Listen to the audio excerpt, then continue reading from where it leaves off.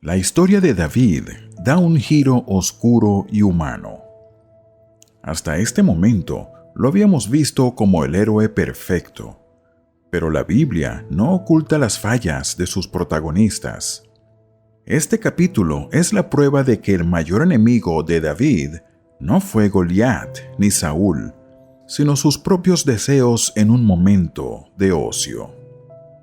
Era la primavera, la época en que los reyes suelen salir a la guerra. Sin embargo, David decidió quedarse en Jerusalén y envió a su general Joab al frente de batalla. Joab era sobrino de David, hijo de su hermana Sarvia.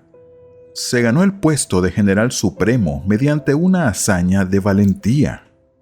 Cuando David desafió a sus hombres a liderar el ataque contra la fortaleza de los jebuseos, Joab fue el primero en subir por el canal de agua, asegurando así su posición como jefe militar. Una tarde, después de dormir la siesta, David se levantó de su cama y se puso a pasear por el terrado, la azotea, del Palacio Real. Al ser el palacio la construcción más alta de la ciudad, David tenía una vista privilegiada de los patios de las casas vecinas. Desde esa altura, vio a una mujer que se estaba bañando. El relato enfatiza que la mujer era hermosa en extremo. Su nombre era Betsabé. En lugar de apartar la vista, David dejó que la curiosidad se convirtiera en deseo. Preguntó por ella y descubrió que era la esposa de Urías elitita, uno de sus soldados más leales y valientes. A pesar de ser plenamente consciente de que era una mujer casada y de que su esposo Urías estaba arriesgando la vida por él en el frente de batalla, David ignoró toda ética y lealtad. Haciendo uso de su poder absoluto como monarca, mandó a buscarla y la trajo a palacio para dormir con ella.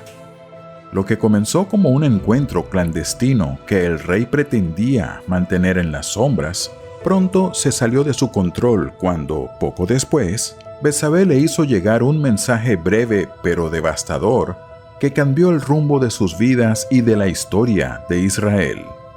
Estoy encinta. Aquellas dos palabras no solo anunciaban una nueva vida, sino que marcaban el inicio de una cadena de engaños, traiciones y tragedias que David jamás imaginó enfrentar. Si esta reflexión está siendo de valor para ti, te invito a apoyar este trabajo.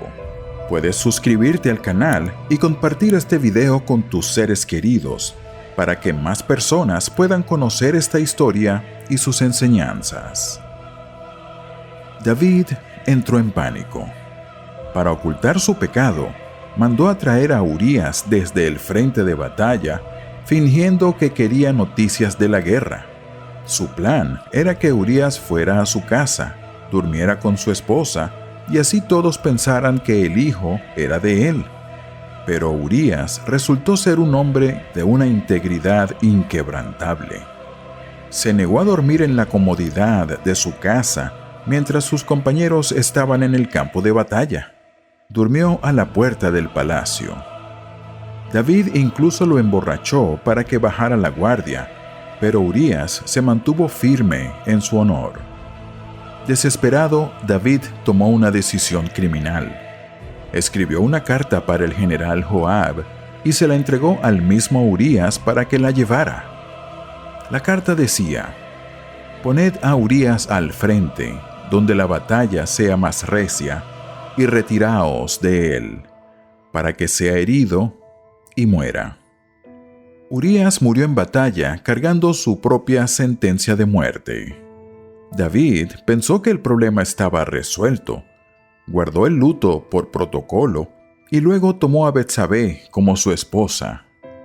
David creyó que su secreto estaba a salvo, pero lo que David había hecho fue desagradable a los ojos del Señor. Dios envió al profeta Natán para confrontarlo. Natán, con gran sabiduría, no lo acusó directamente, sino que le contó una historia. Había dos hombres en una ciudad, uno rico y otro pobre. El rico tenía muchísimas ovejas. El pobre solo tenía una corderita pequeña que era como su hija. Un día, el rico recibió una visita y para no tocar sus propias ovejas, tomó la corderita del pobre y la preparó para su invitado. David se encendió en rabia y gritó: «Tan cierto como que Dios vive, el hombre que hizo tal cosa merece la muerte». Entonces Natán miró fijamente al rey y le dijo las palabras más aterradoras de su vida: «Tú eres aquel hombre».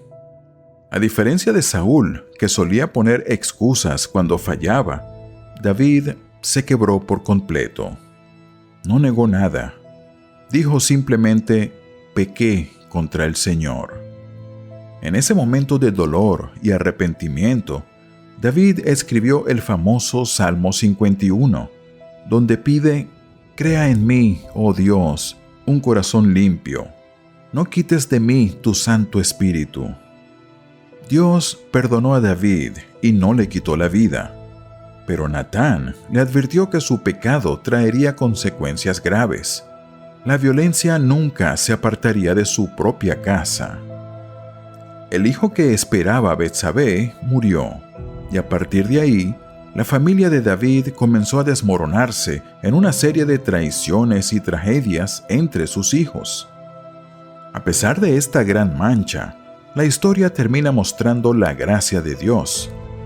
Tiempo después, David y Betsabé tuvieron otro hijo. Lo llamaron Salomón, y él sería el elegido para heredar el trono y construir finalmente el gran templo de Jerusalén. La vida de David se vuelve entonces una lucha por mantener unido su reino frente a la rebelión de sus propios hijos, especialmente del ambicioso Absalón. De todos los hijos de David, ninguno era tan admirado como Absalón. La Biblia dice que no había en todo Israel un hombre tan apuesto como él. Desde la planta del pie hasta la coronilla, no tenía defecto, y era famoso por su larguísima y espesa cabellera. Pero detrás de esa belleza se escondía un corazón resentido y ambicioso. Absalón no intentó dar un golpe de estado violento de inmediato. Fue mucho más astuto. Durante 4 años se levantaba temprano y se ponía a la puerta de la ciudad. Cuando alguien venía con un problema legal para que el rey lo juzgara, Absalón lo llamaba y le decía: «Mira, tus razones son buenas, pero no hay nadie de parte del rey para escucharte. Ojalá me pusieran a mí por juez. Yo te haría justicia». Con palabras dulces y abrazos, Absalón fue robando el corazón de los hombres de Israel. Cuando sintió que tenía suficiente apoyo, se fue a Hebrón y se proclamó rey. La noticia llegó a David como un rayo. El corazón de Israel se ha ido tras Absalón. David, que ya era un hombre anciano, tomó una decisión difícil para evitar que Jerusalén fuera destruida en una batalla. Decidió huir. Por segunda vez en su vida, David salía de la ciudad como un fugitivo. Cruzó el arroyo de Cedrón llorando, con la cabeza cubierta y los pies descalzos. Mientras subía al monte de los Olivos, un hombre llamado Simei salió a maldecirlo y a tirarle piedras, gritándole que Dios le estaba castigando por lo que le hizo a la casa de Saúl. Sus generales quisieron cortarle la cabeza a Simei, pero David, con una humildad profunda, dijo: «Dejadlo que me maldiga. Quizás el Señor vea mi aflicción y me devuelva bien por sus maldiciones de hoy». Absalón entró en Jerusalén y, aconsejado por hombres que antes eran fieles a David, decidió perseguir a su padre. David organizó a sus hombres leales y les dio una orden extraña y desesperada antes de la batalla: «Por amor a mí, tratad con cuidado al joven Absalón». La batalla final ocurrió en el espeso bosque de Efraín. El ejército de David, veterano y profesional, aplastó a las tropas de Absalón. Mientras el joven príncipe huía montado en su mulo, su gran orgullo, su larga cabellera, se enredó en las ramas bajas de una gran encina. El mulo siguió corriendo y Absalón quedó suspendido en el aire, indefenso. Joab, el general de David, quien siempre fue más práctico y brutal que el rey, no escuchó la petición de misericordia. Al enterarse de que Absalón estaba atrapado, tomó 3 dardos y los clavó en el corazón del príncipe.